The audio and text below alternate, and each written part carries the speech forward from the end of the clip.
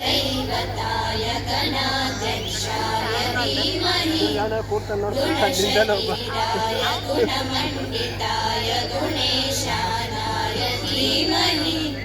गुणातीताय गुणाधीशाय गुणप्रविष्टाय धीमहि एकदन्ताय वक्रतुण्डाय गौरीतनयाय धीमहि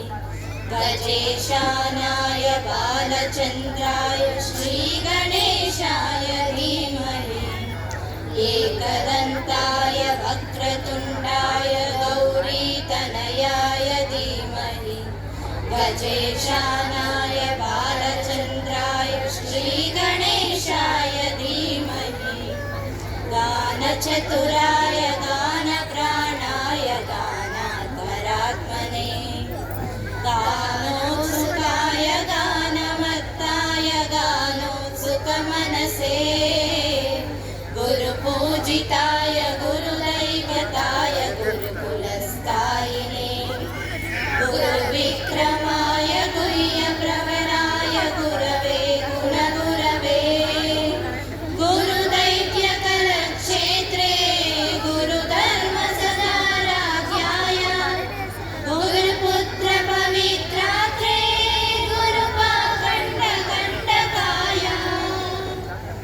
गीतसाराय गीततत्त्वाय गीतगोत्राय धीमहि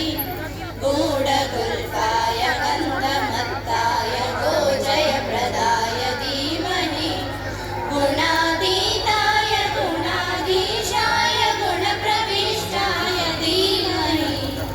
एकदन्ताय वक्रतुण्डाय गौरीतनयाय धीमहि गजेशानाय बालचन्द्राय श्रीगणेशाय धीमहि एकदन्ताय वक्रतुण्डाय गौरीतनयाय धीमहि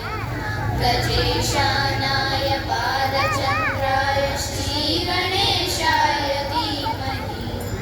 ग्रन्थगीताय ग्रन्थगेयाय ग्रन्थान्तरात्मने गीतलीलाय गीताश्रयाय गीतवाक्यपटवे गेयचरिताय गायगवराय गन्धर्वप्रियकृपे गायकादीनविग्रहाय गङ्गाजलप्रणयवते